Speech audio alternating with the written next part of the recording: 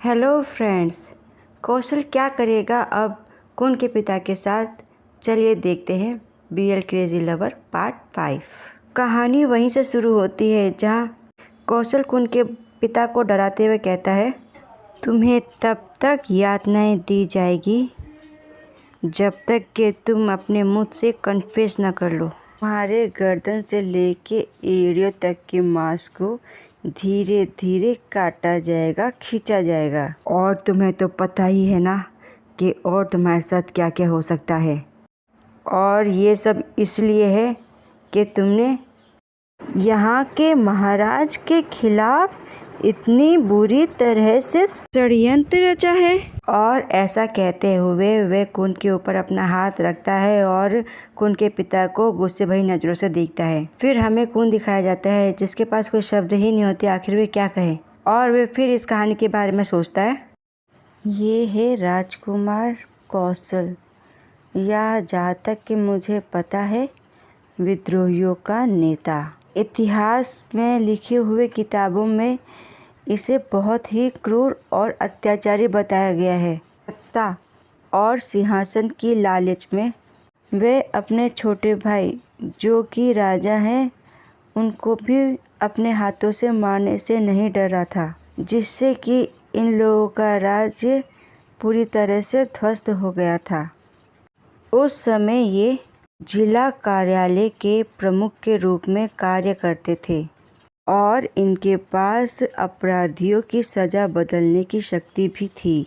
लेकिन इन्होंने कानून का इस्तेमाल अन्याय और बुरी कार्य के लिए गलत तरीके से किया।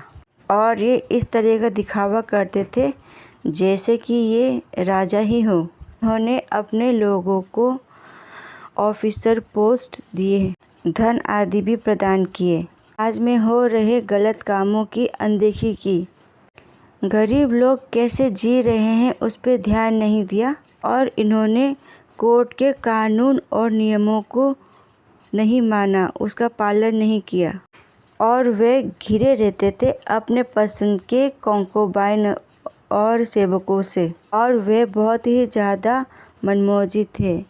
उनको नियम और कानून से कोई मतलब नहीं था। और कानून बिल्कुल भी ये एक्सेप्ट नहीं करेगा कि इस तरह के पर्सन को राजा बनाया जाए अगला। इसी वजह से राजा को वहाँ के सभी मिनिस्टरों ने कंप्लेंट किया उनके किए गए गलत कार्यों के लिए। और इसी वजह से उन्हें दरबार से निकाल दिया गया और उनकी आधिकारिक उपाधि भी छीन ली गई और उन्हें कोई शक्ति और पद नहीं दिया गया। साथ ही उनकी पारिवारिक संपत्ति और पद भी छीन ली गई। साथ ही उसकी शक्ति को पूरी तरह से नष्ट करने के लिए उसके किए गए अपराधों की उसे दंड भी दी गई। और ऐसा करने से वे सिंहासन पे उत्तराधिकार करने का अधिकार पूरी तरह से खो देंगे। राजा के राज्यवंश के विभाजन के बाद उसने अपने भाई को क्षमा कर दिया। उन्हें क्षमा तो कर दिया लेकिन वापस उन्हें उस जगह पे आने नहीं दिया। इस वजह से वे सिंघनाखून में ही रुक गए। अगर वे लोग इस ड्यूक से छुटकारा नहीं पा पाए तो हो सकता है कि वे फिर से इस राज्य पे कब्जा कर ले। ये ऐसा होगा जैसे अगर हम पिंजरा खोल दे तो खुला हुआ बाघ जो आतंक मचाएगा, वैसा सोच ही सकते हैं। हालांकि उसकी सज़ा का कुछ पार्ट उसके लिए सही नहीं था। और कौशल कुन के तरफ विंक करते हुए कहता है, मैं सही हूँ ना? और कुन उसकी ऐसी हरकत देख के मन में सोचता है, तुम जिस तरह से ये ट्रीट कर रहे हो ये सच में बिल्कुल भी क्यूट नहीं है। आखिर मुझे पता चल ही गया कि उस बच्चे ने अपना ऐसा तरीका कहाँ से सीखा। और फिर कुन का पिता कहता है, ऐसे मुझे यहाँ के ऑफिसर और सोल्जर को ऑर्डर देने का अधिकार तो है।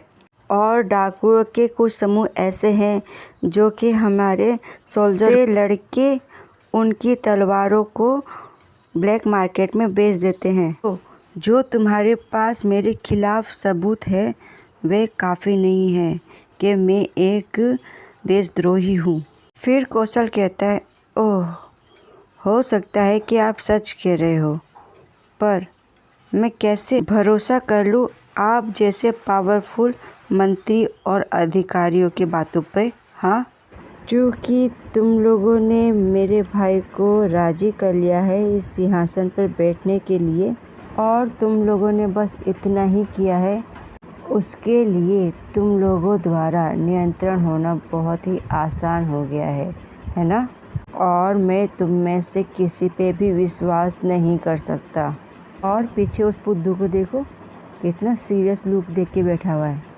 और फिर हमें बताया जाता है कि यहाँ तक कि 95 सुप्रीम राजा भी अपने भाई से बहस नहीं कर पाते थे।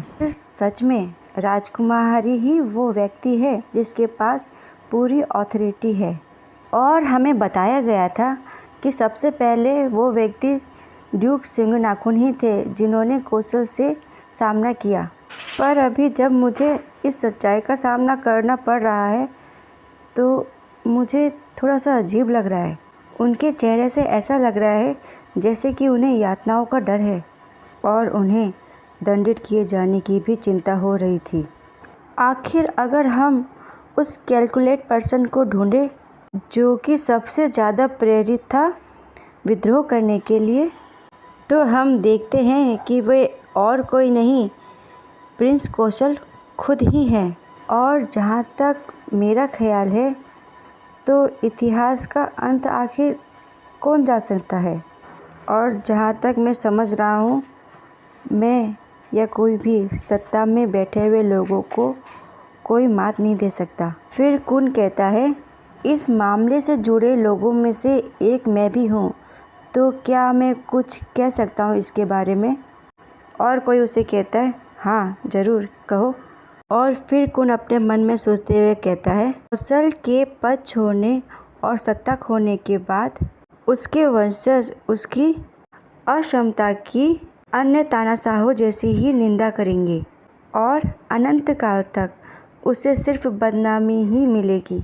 और हमें यहाँ पे एक पेंटिंग दिखाई जा रही है जो कि स्वतंत्रता देवी की है। और फिर हमारा कुन नाजुक अंदाज में कहता है, वो महामहिम, आपने जो मुझे उन गद्दारों से बचाया उसके लिए मैं आपको अपना हार्दिक आभार व्यक्त करता हूँ।